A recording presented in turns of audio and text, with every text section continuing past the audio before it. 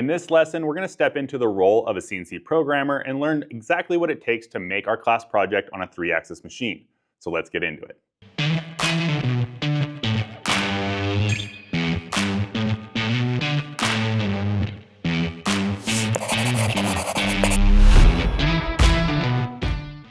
To be the best designer for a CNC part, we really need to understand the project that we're giving to the next person in line, the CNC programmer. And to do that, we need to walk a mile in their shoes. For this lesson, we're going to do just that, but we're making one large assumption. We only have access to a 3-axis mill. Remember, 5-axis mills allow us to reduce the amount of setups and increase the complexity. So we're going to look at it as the hardest and most manual way of going about this. What we're going to do is we're going to walk through the different setups that are required to make our class project, the toolpaths that are in those setups to remove that material, and then we're going to do a simulation to show how we remove all that material in one large sum. So with that, let's jump straight into CAM. So the first thing we're going to see once we're in the CAD software here is our class project all done and ready to go. I've already moved into the manufacturing workspace and I already have all of these setups. What we're going to do is work through each one at a time. Now, the first thing a CNC programmer has to think about is the order of operations in which they're going to be removing that material. So we have these holes that are coming through for our mounts as well as this tapped hole on the far side. If we remove all of the material around the outside of it first, we might not be able to hold on to the part in order to put it in orientation to do these holes. So with that being said, our setup on our very first one, we have our billet block in here. What we have is our orientation set with our Z up. So our part's going to be sitting inside the machine like this. Now the reason why we want to do that is because we want to address a lot of these features here first before we remove all that material. And we're going to start with a drilling cycle. So we're going to have that peck drilling. So this is going to be a large, deeper drilling cycle. We can see how it drops all the way through the part. So if we kind of show it here, we can do a simulation on this as well. So as we simulate this, we'll slow this down a little bit. We're only going to do this on a couple. That is going to come all the way through the part, but not all the way through. And we actually have a collision here, so we need to be paying attention for that. We're drilling a lot farther through the part, so we can make some changes. We can actually go ahead and click on Edit, and we can go to our overall depth and change that breakthrough depth to say 0.250. And that's just changing that amount in which I'm coming through the bottom of the part from this face. We can actually probably do even less to make sure that we don't have that collision we just saw. And this is a really important case for us to see on the CNC programmer, is that they are also looking for those kind of collisions, and they do that through the simulation process. Now, the next one right here, so our first drill is going to be for our tap size that's on the far end of our part. So going back to our part, this hole right here is tapped. These ones right here are through holes. So we're going to drill all the way through, and then we're going to switch back over and we're going to do our larger drill for our through hole, and then we're going to switch over to our tap and tap just the bottom section of that hole. Again, I can right click, edit, simulate, and as it comes down here, you're going to see that it only makes contact with the very bottom section. So we're only tapping just down here in the bottom. Now we've addressed pretty much the only feature that's on the side, other than the fact that we have these large radiuses here and here. Now we can do this two different ways. We could run a ball end mill back and forth and do a profile like that. However, that's very time consuming. And remember, time in manufacturing is money. So the way that we're going to do it on this one is that we're going to run on a path on the side. So as we are having it before, we're going to end up running and removing this outside profile.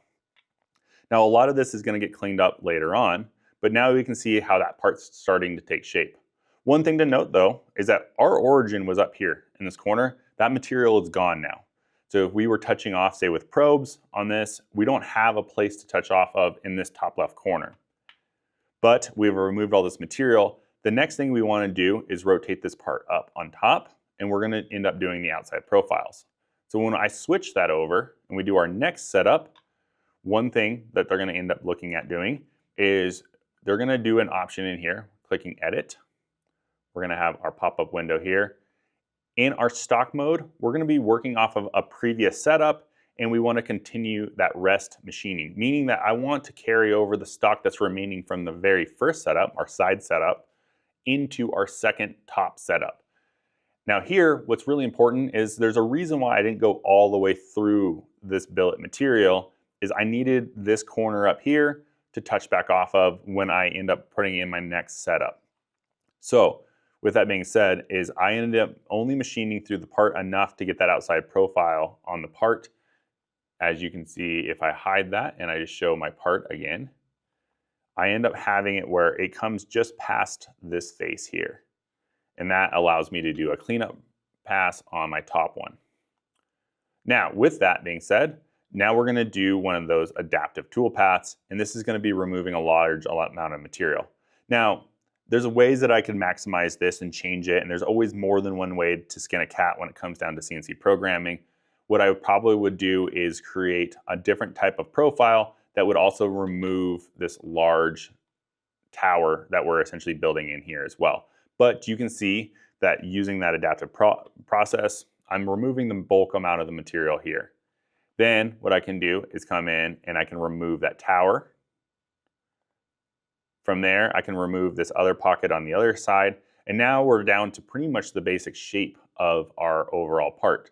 The last thing to do is to come in with a smaller end mill. So we're doing this all with a 1/2 inch end mill. Now we're going to come in and do it with an 1/8 inch end mill and remove the pockets between the two tabs. That is going to be our GoPro mount. Now you can see how much movement that this is going to take with the smaller end mill, and especially a deeper, longer end mill like this.